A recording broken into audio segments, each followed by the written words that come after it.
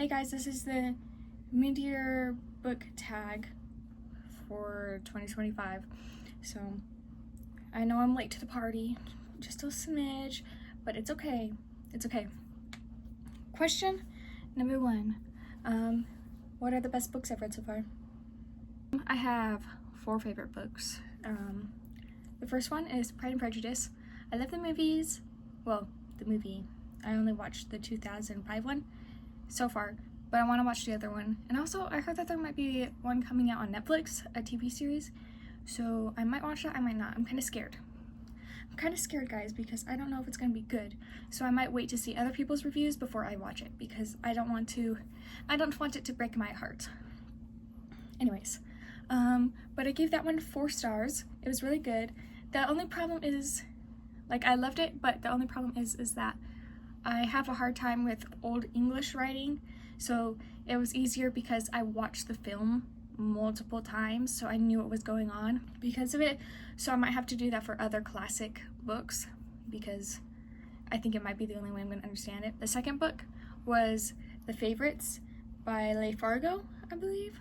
Anyways, that one was so good. I gave it 5 stars. Like, honestly, it's one of my 6-star books because it was like, I hated the book, but I loved it. Like, I hated it so much that I loved it. Like, none of the characters were good. All of the characters were rude, but I live for rich people drama. And honestly, the main characters aren't technically rich, but they get rich and they have the mindset of a rich person. So, I loved it because I eat it up, because who wouldn't? Obviously. And everyone I've seen read it loved it. The third one is The Storied Life of A.J. Fikry. That one, I wasn't expecting to like it. I gave it 5 stars, but I wasn't expecting it to like it that much. I was expecting it to be like a 3.5 star book. But I read it. Well, I read it on my Kindle. Anyways, I was literally sitting by the pool. But I was like, well, I need a book to read. And the paper for a physical book is too bright for me to read outside. Like, it takes me a while to get used to it without my eyes watering. I decided to just like read it on my Kindle, and I was blown away. I read it within 2 days, I think, and I ate it up. But I think I really like contemporary type books because I always eat those ones up and give them better ratings than like romance or fantasy or mystery. The last book is The Line Tender, which I read recently, and I gave it 4 stars. Here's the thing. I give books 5 stars, but I like books I've given 4 stars more than them. So it's like my ratings change around. Like, I'm like, oh, but I like this book more than this book. Like, this book I honestly forgot about, but I think about this book every single day. Line Tender, it was so sad. It was so sad. It was a middle grade book, and it's one of the saddest books I've ever read, because you start off the book, her mom's dead, which, you know, that's normal for it to happen in books.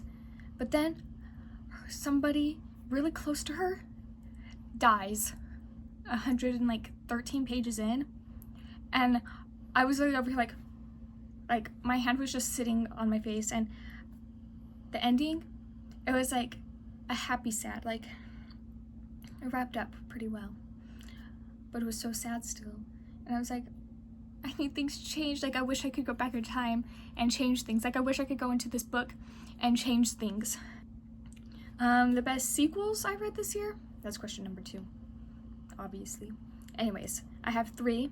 The first one is A Heart So Fierce and Broken, and that is part of the Curse So Dark and Lonely series, which is a Beauty and the Beast retelling, but specifically the first book is the Beauty and the Beast retelling. The rest of the books are like after the fact. But the second book I liked more than the first book, but I gave them all the same rating. Like, it wasn't enough to like change it. Anyways, but it was so good because it's in a different person's point of view, and I was like, this is absolutely insane. And it was like the best thing ever, honestly.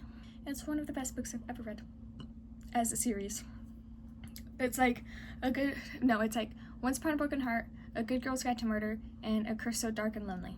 And that's the series that it should be. The second book is Bad Blood, and that one is by Jennifer Lynn Barnes. I started reading All In like a year to 2 years ago, like a year and a half ago about, and I stopped reading it for some reason. It's because I wasn't into being on my Kindle as much when I first got my Kindle. So I read the first 2.5 books on there, and then I kind of forgot about it, and then I came back to it and I finished All In, and then I read Bad Blood. My life was changed from this book. Like, does it make sense for everything that happened? No. Was it a little far-fetched? Yes. But that's okay, because it made me feel in my heart. The third book is technically a prequel, but it like came out this year, so it's like a sequel, because yeah. But it's Sunrise on the Reaping. I really like that one. I read that one right before Bad Blood. Anyways, but it was my favorite in the series. So I'm counting it as the sequel, because why not? Anyways, third question. What new releases have you not read but you want to read? I'm pretty basic when it comes to this question. The first book, Atmosphere. I love Taylor Jenkins Reid. I've only read 2 of her books so far, but I have 4 of her books, and I want to have this other book. Do I know much about it? No. All I know is this girl is like in NASA or something, and like she's like one of the only women in NASA, or the only woman in NASA at the time, and that's all I need to know, because what else would I need to know? The second book is Conditions of Will. I have the first Magnolia Parks book, but I haven't read it, but I know that I would like her writing because I love toxic romances. Not for me personally, but as the book itself. So I'm excited to read that. Do I also know what it's really about? Not really, but that's okay, because you don't need to know everything. The third book is My Friends by Frederick Bachman, obviously. I read Beartown from him, and that was pretty good. I haven't read any of his other books yet, but I want to. It's just a matter of time, because those are books where I need to be mentally okay. I know it has to do with painting, and I think it's like dual POV. I don't know how many point of views it is. And the last book is Bury Your Bones in the Midnight Soil by V.E. Schwab. I read Vicious by her. I haven't read any of her other books, but I really liked it. And this one is sapphic, so I was like, obviously I have to read it. But it's like sapphic vampires, and that's all I know, because that's all I've heard. So I want to read that one. Question 4. Most anticipated releases for the second half of the year. So currently I'm reading Apprentice to the Villain, which is the second book in the series. The first book is Assistant to the Villain, and I'm really excited for the third one. I thought it was going to be a duology, but I think it's going to be like 5 books or something. I don't know. But the third book comes out, I think, in August or something. The third book.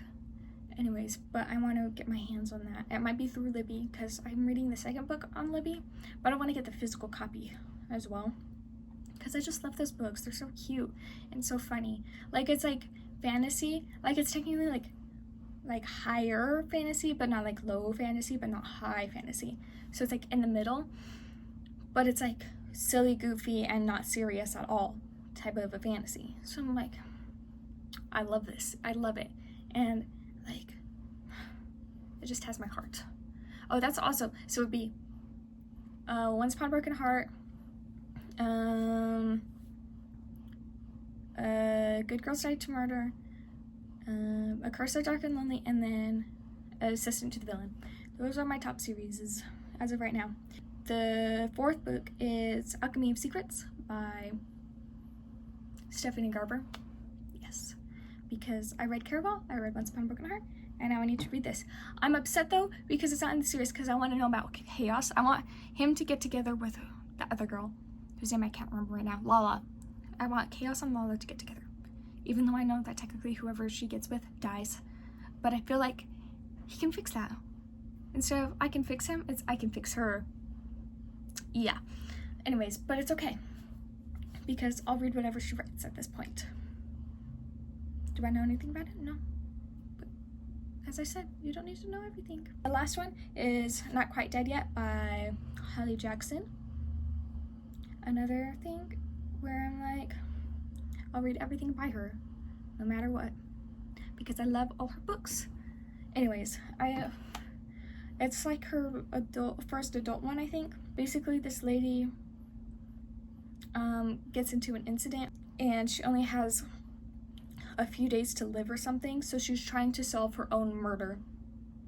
And I think that sounds really cool, and I hope she actually solves her murder. 5th question is biggest surprise.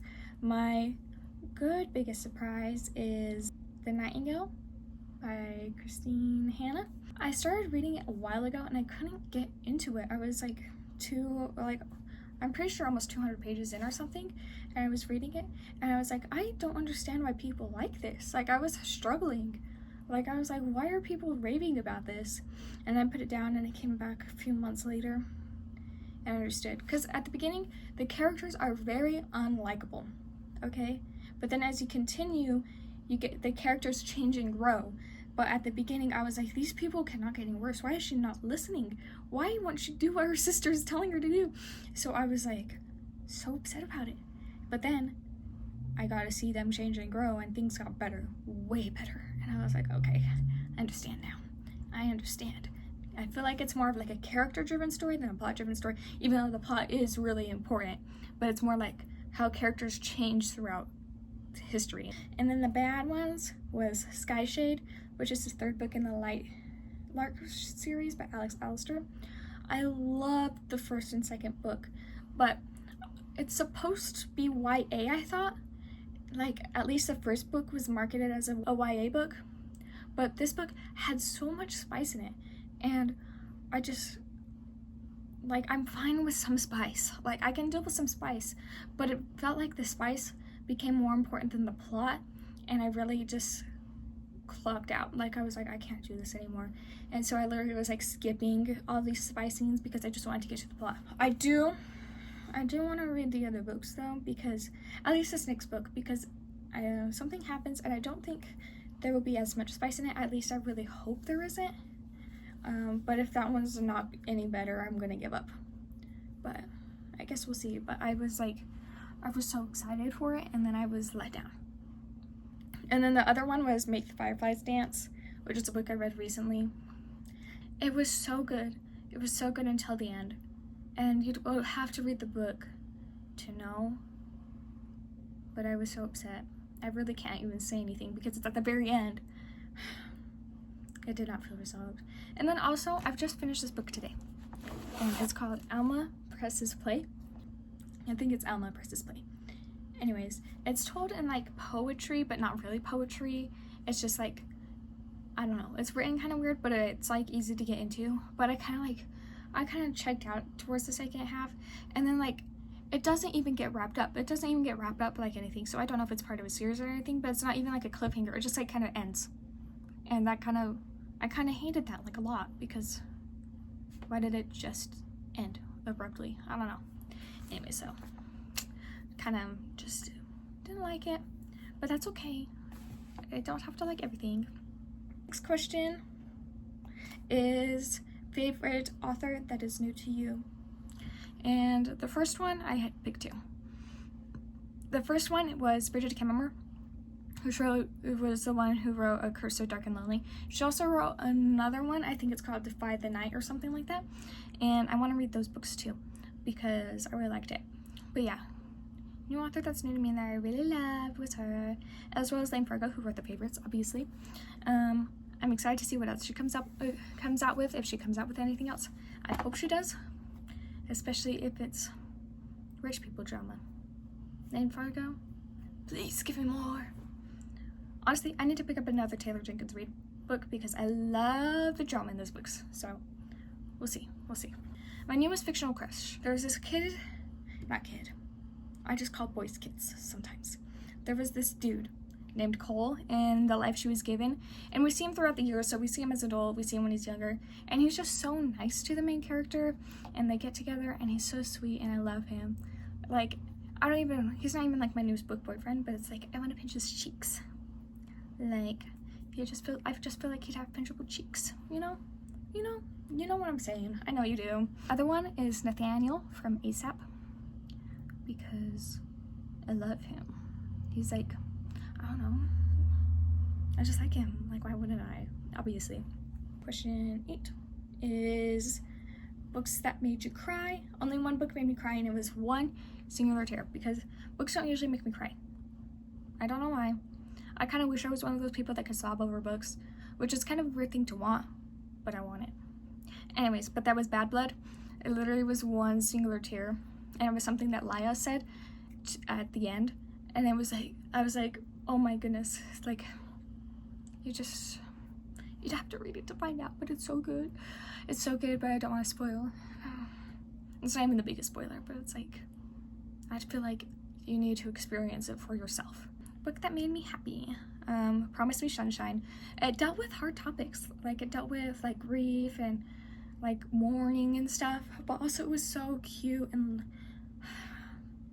honestly, the guy in there, whatever his name is, I can't remember right now. I'm really bad with names. For the previous question, I had to go look up, well, for the book boyfriend one, I had to go back and look up people's names because I can't remember. But whoever the guy is in Promise Me Sunshine, he's so sweet, and he's looking kind of funny, and the main character is funny, and I just love it.